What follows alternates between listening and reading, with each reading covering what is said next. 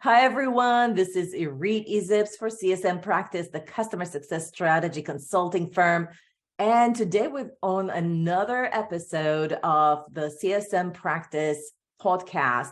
And just like any other episode, this podcast is really dedicated to showcasing innovative thinkers in customer success community and what have they done to outperform within their own organization and create massive impact. And today I have Estelle McCartney, who is from London, UK. She was nominated to be a shortlisted candidate for the Rising Star category in the Customer Success Excellence Awards in EMEA 2022. Hi, Estelle. Hi, Irit. Lovely to meet you, and thanks for having me on your podcast. Yeah, it's actually really exciting when we get someone like you who is actually like a second runner for such a prestige category in the Customer Success Excellence Award to showcase what it is that makes you to this stage where you can get to be a shortlisted candidate. I think we had dozens of nominees, and it wasn't an easy selection as a judge on that competition to say who is deserving to be the top 2 to top 3. So congratulations for that. Well, thank you. And I guess it's a reflection of a really dynamic profession and industry to be working on. There's lots of great innovative people and great thinking going on, which is part of why it's nice to be part of the customer success community. Well, I'm just astonished by your story because not only was this a new role for you in customer success in general, but you come from a completely different background. Tell me a little bit about what have you done before you joined customer success? Of course. Yeah, it was a real leap for me, but actually becoming the Chief Customer Officer at Arctic Shores was really a natural step for the company in that we are all about potential-based hiring, enabling our customers to hire for potential. And I think we're going to talk about that in a bit. But my story was really, I had studied law, worked in politics, and then been a co-owner of a political consultancy firm. So being an entrepreneur, been trying to grow a business, scale a business, and it was a consultancy business. So I guess very much focused on providing that outstanding advice and counsel to our customers. And through my networking and my client base, I got to know one of the co-founders at Arctic Shores. And having sold our company, I was looking for the next career challenge and next chapter in my career. And I'd been aware of all of the interesting things that were happening in the SaaS sector and in this whole world of customer success. And it really looked like something that I wanted to get my teeth into and understand a different business structure, a different way of thinking about how you deliver value to your customers. But I was really clear that if I wanted to break into tech and to SaaS, it had to be for a business that I was really passionate about what they were trying to do and the area that they were working in. And really, I've always worked with customers and clients where I believe in what they're doing and there's some sort of social impact. And Arctic Shores certainly ticked that box. And so it was a really exciting opportunity for me when the founders, having secured Series A funding, were looking to build their leadership team, and just the stars aligned and the timing aligned. And I have to say, it's a really exciting business to be involved with. Okay, so you're getting the job. That's like around 2020? That's right, 2020. So we were still in the height of COVID. I was fortunate. I had a couple of weeks. I actually started when we were in things had eased up a little bit here in the UK. So I did manage to get into our London, and we're headquartered actually in Manchester in the northwest of England.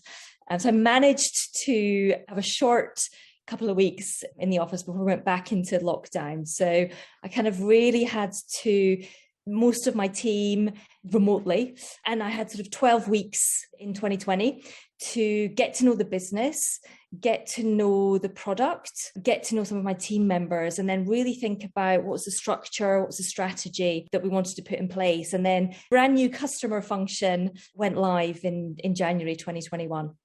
Wow. Okay. I would be scared. Like if I came and then 2 weeks later, everybody's already home. And the world wasn't really set up for remote working at that time. Like people didn't know what to do. Like, how do you build the culture? How do you build rapport? And you're brand new. So how many team members did you already have? And what kind of team or roles did you have on your team at that time? It was interesting because it was a new approach for Arctic Shores to set up a dedicated customer function. I think possibly like many companies, different parts of the business had been looking after customers at different moments in the journey. So we had a community team that was sitting in our sort of marketing function. We had more of an account manager type base team who were based in our sales team. And then we had a team of amazing business psychologists who were really kind of doing the professional services, the setup and the implementation role. And so what we did was we brought together the professional services team of business psychologists and our community and support team. And then we created a new customer success team in our new function. And it was really interesting because we had a mixture of people. We had a couple of fantastic business psychologists who really knew our product inside out, who were looking for the next challenge in their career. So they moved into our customer success team. We had someone who had been an account manager of the sales team that wanted to focus and move into the new customer function. And then we brought in a couple of new people who obviously didn't know the business and didn't know the product, but who had worked in customer success roles in other SaaS businesses. So we blended those different backgrounds and those different strengths and skills into our customer success team. So we're currently a function with those three different teams, and we are about 18 people now at Arctic Shores, looking at those different elements of the customer journey. So back then, I didn't do the math, but back then you had about a handful. One came from sales, two came from like deep industry and product expertise, and a couple came from community management. Why did you take those community managers from marketing? So our view really is that community is part of the customer journey, and it certainly blends marketing skills, but it's still very much a touch point between Arctic Shores and our customers. And our perspective and our view was that the best way to really ensure that you've got that seamless customer journey was to bring that part of the customer communication, the customer engagement into the broader customer function. And I'm pleased to say we're very much at the kind of the start of our community approach. And one hire that we have made since we set up the function, is quite a recent hire for us, is our first dedicated customer and community marketing manager, who's sitting in our marketing function, but has a dotted line into me in the customer function. And we're really excited about some of the innovations and new approaches we're going to take in our community offer in 2023, blending those people like sitting in the customer function who really are expert in that support and that customer journey, but then adding on those exciting sort of more marketing content skills that we think are going to really supercharge our community offer at Arctic Shores. So Arctic Shores, the company you joined, how many customers did they have? Dozens, hundreds, thousands? So the way we think about it is we've got two different types of customers. We have got the customers who pay our subscription for our HR tech platform, and they are companies who are really looking to hire for potential, who either are trying to improve diversity, their diversity of hiring, or who are working in industries where there's a real skills gap. So what Arctic Shores does is it enables our customers to access a much broader talent pool through our innovative assessment. And so we've got hundreds of companies who are, if you like, our paying customers, but we've also then got the candidates who take our assessment. So they're the ones who are applying for a role within these companies. And we really think of those candidates as our customers as well. They're not paying to work with Arctic Shores, but we really think about those individual candidates as our customers, and we treat them as customers. We think deeply about the experience that they have with us. We think deeply about the customer journey, and their feedback is as, if not more important to us, because they're the ones that are actually doing the assessment. And part of the reason that our paying company customers wanted to work with Arctic Shores is because they want to improve the candidate journey that their candidates have. Mm-hmm. And we've had over 3 million candidates take the Arctic Shores assessment. So that's sort of that's how we think about our customers, and some big numbers there. So the customer community managers and the ones that you kind of put an emphasis in terms of the customer marketing content, those are not just to serve the paying customers, they're actually critical in order to serve the 3 million candidates that are going through your assessments. That's absolutely right. So when we're thinking about, for example, our knowledge base, we're thinking about the very distinct and different user personas. We've got our chief people officer or our head of talent acquisition. And we've also got our hiring manager, but then we've also got our candidates who might be coming or looking for a different type of information. So we've got to really clear about our user personas and what it's like for them to engage with Arctic Shores, and how do we serve them, and even down to what's the language that we're using, what's the tone of voice that we're thinking about. Yeah. Here's what you guys have been able to do. You've actually defined your end users as different type of audience for your customer success marketing content, and you build a team to cater to them.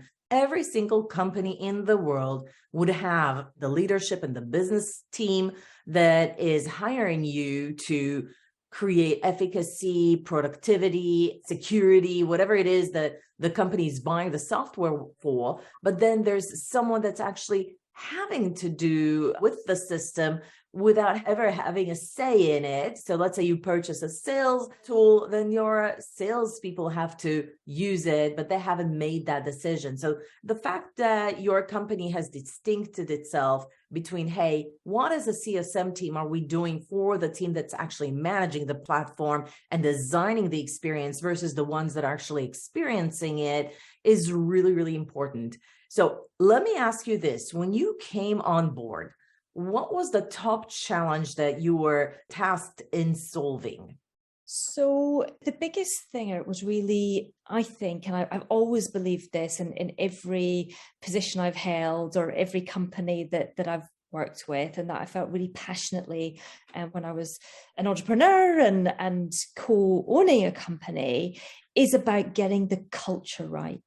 If you get the culture right, then everything flows and falls from that. And if you have the right culture, any little imperfections that you have in your tools or your processes or your systems, if you've got the right culture, then people will pick those up and they will deal with them and they will manage them. So I'm a real believer in culture first, and being really clear and open and transparent about what the values that sit behind that culture are, and then obviously leading through demonstrating your commitment to those values or to those ways of working. And I really, really would advise for anybody that's thinking about their first management role or their first leadership role, is to really spend time thinking about that culture and how do you set that up, and how do you make sure that that lives and breathes and flourishes every hour of every day. I think that's a really great tool to actually solve issues. But what were the challenges? Did you have a low customer satisfaction? Did you have low retention rate? Were the customers engaged? Did you have any adoption issues? From a customer success perspective, I'm sure, if somebody is a founder and they're bringing a CCO, it's because there's some areas they want to really drastically improve.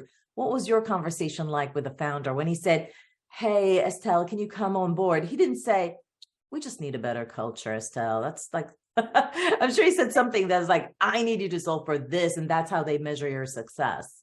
Yeah, absolutely. Well, in terms of the kind of overall company strategy, we were going through an evolution from more of a consultancy type business to a real self-serve SaaS business. And so we had a product pipeline and a product strategy that required a different way of engaging with our customers, a different way of working with our customers. And so part of setting up the customer function was to enable us, to sort of explain and take our customers with us through that transition. So there was a kind of a change management process, which we're still in the middle of. And then the second thing was really about then setting up and delivering on kind of metrics and ways of engaging with customers, which are more appropriate for a SaaS business model than a consultancy business model. So thinking about what are the tools that you can use to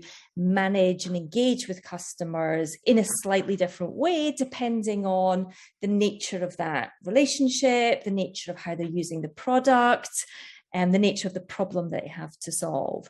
And as I'm sure you won't be surprised to hear, as I made reference to the fact that I joined not long after the business had secured its Series A funding, growth.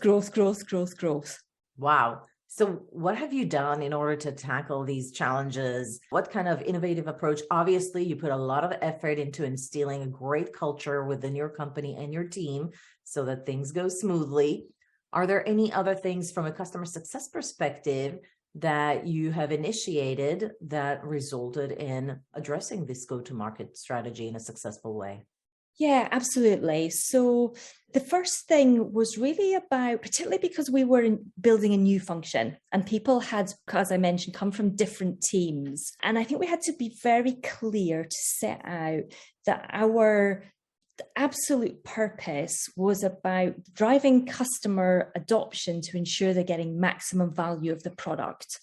So that's a slightly different mindset if you've been sitting in a marketing team or a sales team. That became our pillar for our new customer function, that real focus on everything that we are doing is about ensuring that we're helping our customers to drive maximum value, maximum return on investment. And we focused on 3 different areas. The first one was around creating customers for life. And by that, we meant thinking about that customer experience. So every time there was a touch point, how do we make sure that customer experience delights? We wanted to think about our customer not as a logo, but as an individual.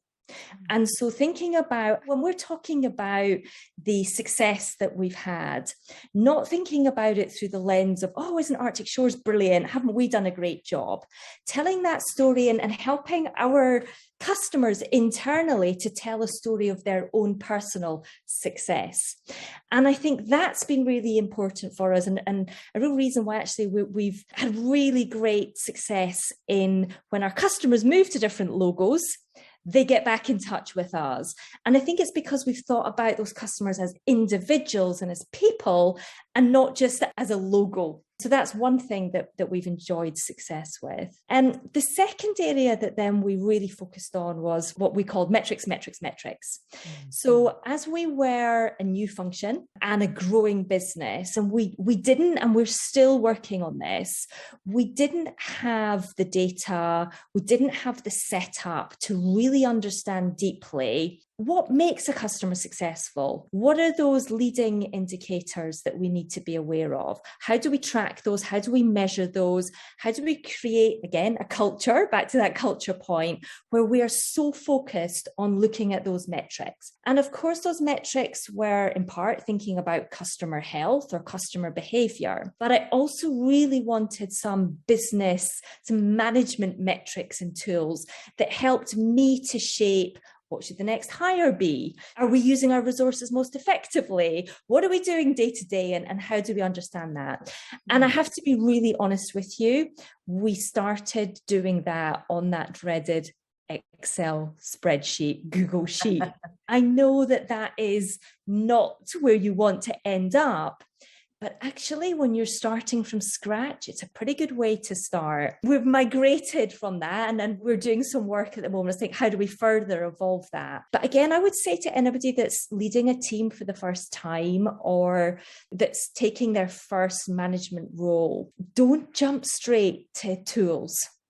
Really understand what's happening in your team or what's happening in your function. And you don't need tools to do that. You need to listen. You need to ask questions. You need to speak to your customers. You need to speak to the people in your team. and then use that knowledge to then think about, how do I need to structure things?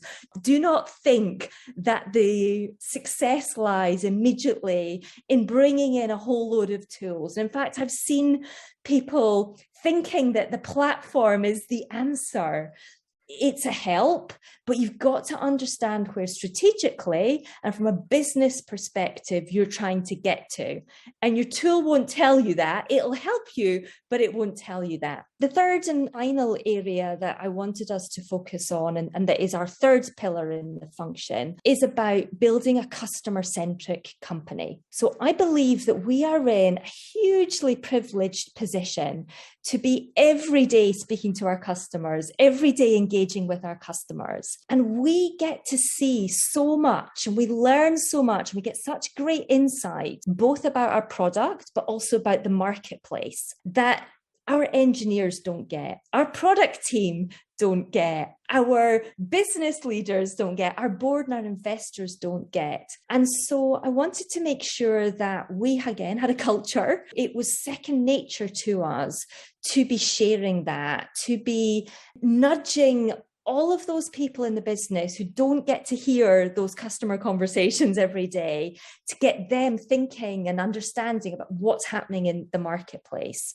The second element of that, though, is being really clear that what we are sharing with our colleagues is not the voice of a customer, but the voice of the customer. Because I know, especially for companies that might be in the startup phase, you've probably all experienced this. One person has a conversation with one customer, and that might bring a brilliant insight, but actually more often than not, that can sometimes cause that startup to kind of over pivot to what they've heard from that customer. I know that Saif and Robert, our co-founders, won't mind me saying that definitely as a startup, Arctic Shores, like so many startups, might have been a bit guilty of that. So I saw it as my role as a strategic leader in customer to be shifting that from voice of a customer to an aggregated voice of lots of customers, and to be sharing, yes, anecdotes and insights, but more especially a kind of analysis and things that were, we're seeing this trend amongst this sector, we're seeing this pattern, or this is what we're hearing that's happening in the marketplace, and really trying to make our insights and our voice not just voice of one customer, but voice of the kind of the general marketplace and our portfolio of customers.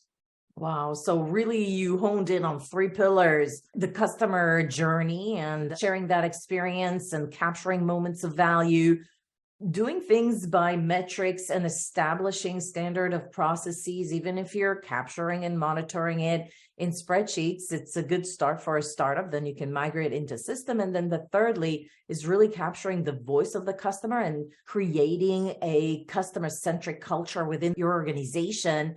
A year into driving these three pillars, not only through your team, but throughout the company, what were some of the impact that it had on your company in terms of NPS score, in terms of retention rates? Yeah, so we've got a really great story on both of those factors. Always room for improvement, but we managed to take our NRR from 96% the year before the function was set up to 109% in year one. And we're looking like we'll end up this year about 113. So we are heading in the right direction. We've still got a bit of churn that we need to get down.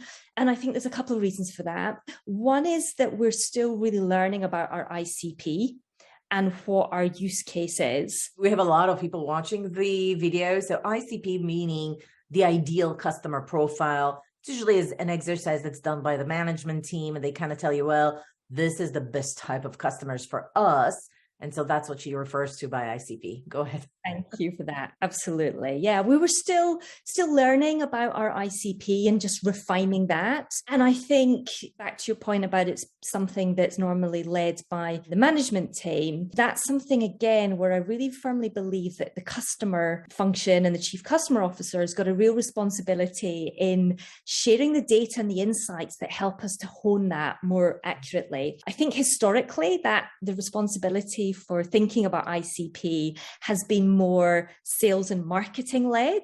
And absolutely, colleagues in sales and marketing are really important contributors to thinking about that. But I firmly believe that customer function has got a responsibility to really share and shape that, to really refine that. That's our NRR or NDR story. Similarly, we've also seen some great strides in our NPS score. And I think that there's a couple of reasons for that. One thing is something that I've mentioned already, which is about the journey that we were on from our product perspective. And we launched our new platform, Una, in May of last year. And one thing that's been which has made our product team really happy, and rightly so, and our product and engineering teams really happy, is that our NPS score for our new platform was so much better than our NPS score for our old platform.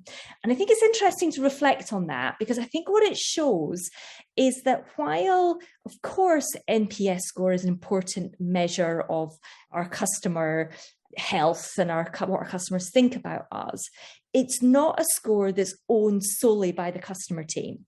So, and you couldn't get a clearer example of that than the one I've just given, because those cohorts of customers were being looked after by the same customer function in the same way, but there was a marked difference in their score, and that was absolutely product related. But the other reason that I think that we've made some really good strides in our NPS score is one other thing that I've tried to bring into the world of SaaS that I built and brought from my world in sort of professional services and consultancy business. And that is about being a trusted advisor to your customer. And it's something that I feel really passionately about. And it's something that for all of our customer success managers, that I ask them to think about and reflect on as they develop their experience or their experience of dealing with customers, or they maybe change their portfolio, or they're dealing with new customers. And I think it's an interesting one, because often in customer success, we're having this conversation about, high touch, medium touch, low touch. And I really passionately believe that regardless of whatever model you're taking or however you're thinking about managing your customer, if you can crack being a trusted advisor, you will crack what it means to be an outstanding customer success guru or person or leader or expert. And there's a few things that I've learned along the years about how you become a trusted advisor. And I'm really happy to share those, Irit, if you think go for it. Mm-hmm. So the first thing I would say is about listening, not talking. So the best trusted advisors, the best CSMs for me are those who listen to what their customers are saying. And that might be literally in a one-to-one conversation, or it might be listening to the data or the behaviors that you're seeing from your customers. And the second area then is about asking questions. Again, might be asking questions of the patterns that you're seeing in your data, or it might be ideally asking questions of your customers, either on a one-to-one basis or when you've got, a smaller group of your customers together in a webinar or in a community event or an occasion. And the next thing I would say is about you've got to build reliability, and you've got to do that over time. And what I mean by that is you have to do what you say you're going to do. You have to hit those deadlines, follow up, take those actions. And that's just base level. And if you're not going to do that, you're not going to get that reliability and that trusted advisor space. I then think it's about finding a way to get closer to your customers and to really understand them and their businesses, and also their own personal motivations in their career. Because remember, every customer that you're dealing with they've got their ambitions, they've got their interests, they've got their career game plan that they're thinking about. And so if you get that, even if it's just a little bit, you're going to build that relationship and enjoy much greater success with your customers. And I don't mean by that you've got to ask them lots of personal questions about, their own career or their ambitions, but you really take the time to understand what are the challenges for them day to day in their role. What's really hard for them to do? What are the things that they're going to be measured on? What are they struggling with? What are they succeeding with? And I think it's also about, particularly if you're a customer success manager who's focusing on a particular sector or an industry, it's about understanding the issues in that industry, in that sector. And that's about thinking about which companies or professional organizations or trade associations or industry press should you be reading, should you be subscribing to, so that you're then in a position to have those conversations with your customers around their business sector and their industry. And you're not always just trying to kind of talk to them about the specifics of your product. And I think that leads on nicely to another tip I would give, which is about being generous with your knowledge and the information and the things that you know about. And taking that time to be generous in spirit and to be thinking about what you can share, what you know about that you can share. And then I think the final thing I would say is about then giving your customer options. So the way that you become a trusted advisor is not always about just saying yes. In fact, sometimes it's about saying no, or more preferably, giving your customer options to solve the problem that they're trying to solve. Yeah. And part of that is also about developing the confidence to say no, or the confidence to say, actually, I don't know, but I'm going to find out and I'm going to come back to you. And I guess in my experience, throughout my career, even pre-SaaS and pre-Chief Customer Officer, that was the way that I really tried to build up that sort of trusted advisor relationship. And when you get that, you've hit the jackpot. And that's when you start to get your customers coming to you for suggestions or insight or advice. Brilliant. Estelle, I want to thank you so much for coming to the show today and doing this podcast with me. I remember reading through your nomination at the Customer Success Excellence Award, and I thought, wow, brilliant. What an excellence in professional leadership. And I think it's a cumulation of all of your experience throughout the years, having your own business and being so focused about creating trusted relationship and leading through customer-centric motions. And so thank you for showcasing what can happen when you lead that way. You get a great culture, you focus your organization on the right things, you elevate the customer experience, you can get customers to migrate from your old version to the new version with less barriers and contentions against it, but actually being trusting you to lead them through that process. And so I hope a lot of people that are watching this video were actually inspired today by taking on this role of Chief Customer Success Officer or a VP of Customer Success, even if you are coming from a different industry, and then taking that path of focus on these three things: metrics, customer centricity, and experience, as well as building the right culture and listening to customers. I think those are brilliant moves. I'm really honored that you came in and shared those with us. It's been my absolute pleasure. Thanks very much for having me. Yeah. All right, guys. If you enjoyed this video, please give it a like. Don't forget to subscribe to our YouTube channel. It always helps our channel a lot. Spread the joy, tell others about it. And as always, I'll see you in the next video.